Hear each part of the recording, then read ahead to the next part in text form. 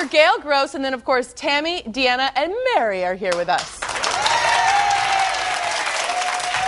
Okay, so the perfect thing is, we're talking about jump-starting our day. And we have 3 women here who definitely know how to jump-start their day. But the first thing is we're going to talk about, do you find yourself in a rut? Because that's when you wake up and you immediately are back where you thought, you didn't get a good night's sleep, whatever, and you're still in the rut. So first I want to hear a little bit of your stories, and then Dr. Gross is going to sort of help us through this, how we can figure it out. In a rut. Tell me a little bit about, first we'll start with Mary. Okay. Because Mary, I just met Mary this morning, but she's one of our producers, high school teachers. Look how good she looks.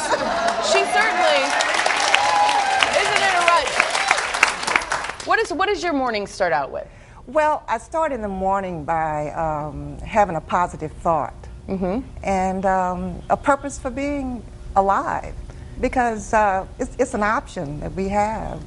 And so what I do, I usually get up and eat a healthy breakfast, pray, and of course plan what I've already planned the day before. So I do a little stretching, and I call some of my favorite friends who are positive and say hello to them and see if they've made it through the night. And then I start my day. Come on, you don't call other women who are your age and go, hey, do you look old today? Because I don't. Because you look so good. Thank you. For your age, it's really amazing. Thank you. And you look really happy. Now, Tammy, what about you? Well, I start my day off with my 15-year-old usually getting me up in the morning. and that helps me rejuvenate, because I know I need to start my day for my children. So that your kids sort of get you pumped up. Absolutely. Deanna, what about you? And the same for me, only I'm the exact opposite. I start, I couldn't be in a rut if I wanted to, because I start, with my 15-year-old's alarm clock goes off at 4 o'clock, and of course she does not get up to the alarm clock. I do, and I go turn it off, and I'm screaming for her to get up, and then my 9-year-old is, and so I'm just grabbing children all morning. So you start your day started with with a little hectic and chaos. Now these 3 women, of course, I start my day with total chaos, which is fantastic. It definitely jumpstarts my day. The show does. But what is the right way to start your day? Softly.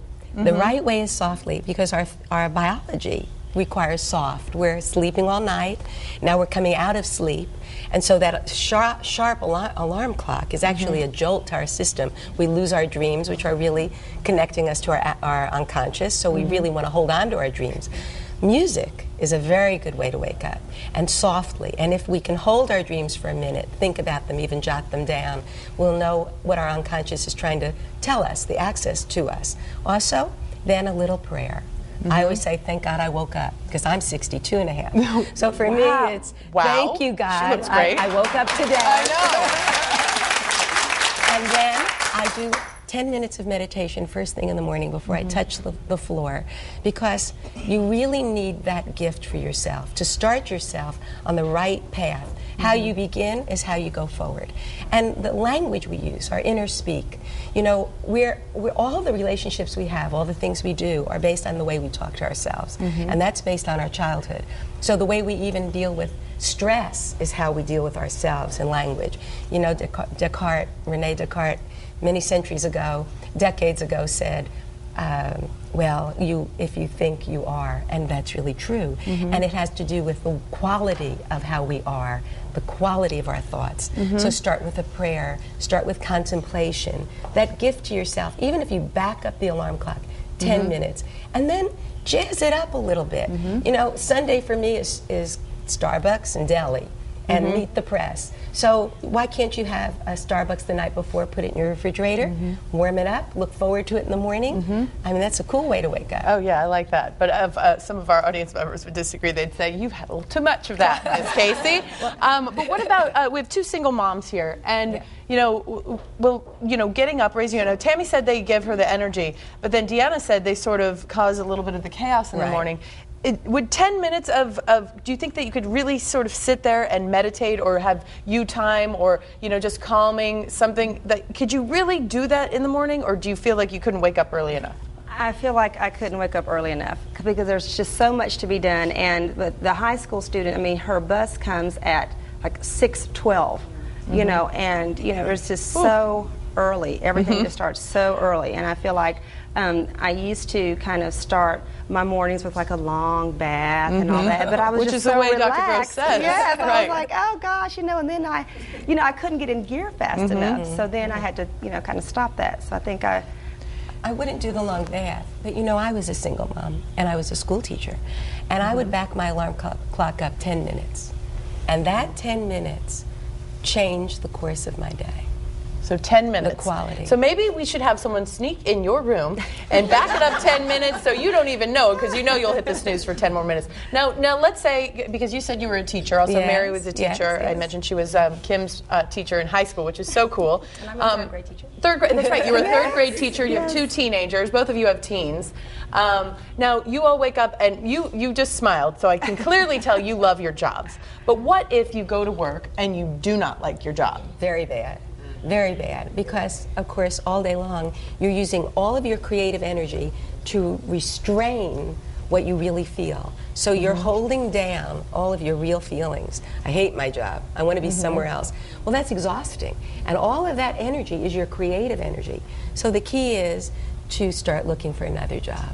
Find something that you like. You don't give up your job until you find the next job. But you can be looking. And you can also be thinking about it. I mean, I don't want to bring in positive thinking, but you could positively imagine what it is you want to do and start using that creative energy in that way. Making a poster board of the kind of job you would like, seeing yourself in that job. Start putting your focus not on hating where you are and using all of that energy holding down your creative thought, but put all that focus on where you want to go from here. And you'd be surprised that 10 minutes of meditation, now that little poster board with seeing yourself in the spot you want to be, the universe starts bringing to you.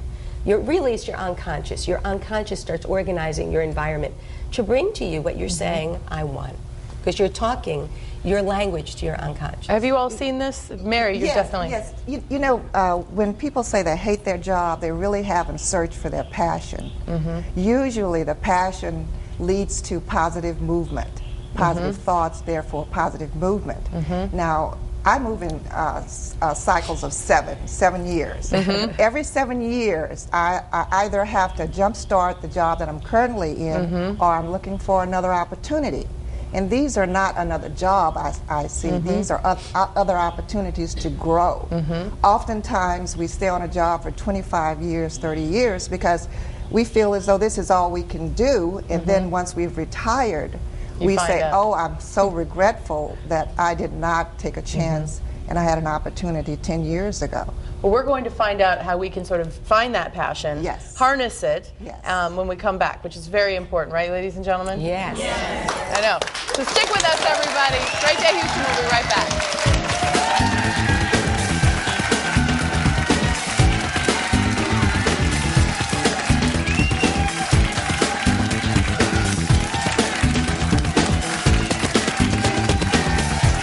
Coming up, do you have the moves to get you into the morning groove? We're showing you how to jumpstart your day. We're still on our way to jumpstart our day.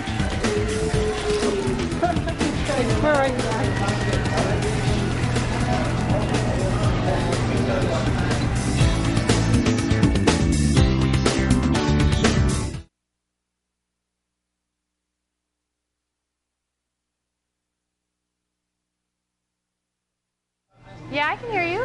Tolerate you. Still over. You will always